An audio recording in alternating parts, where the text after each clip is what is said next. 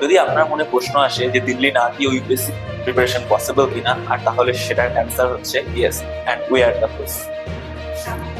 সত্যি বলতে আমাদের ফিলই হয় না যে আমরা দিল্লির বাইরে থেকে প্রিপারেশন নিচ্ছি।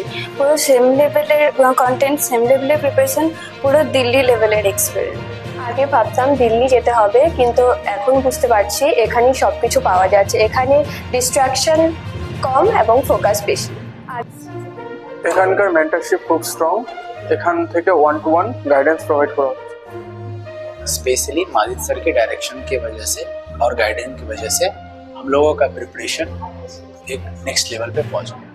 স্যারের ভিশন হলো যেন বেঙ্গল থেকে যেন ম্যাক্সিমাম ইউপিএসসি সিলেকশন হয়, এবং এখানকার যে book, test series and content যেগুলো আমাদের দেওয়া হয় সেগুলো সবই দিল্লি লেভেলের। ওয়েবসাইটে প্রিলিমস, ফাইটস, মেইনস অ্যানালাইসিস, এডিটোরিয়াল এক্সপ্লেনেশন আর তার সাথে ভিডিও এক্সপ্লেনেশনও অ্যাভেলেবেল। এখানে ইংলিশের সাথে বেঙ্গলিতেও সব অ্যাভেলেবেল আছে।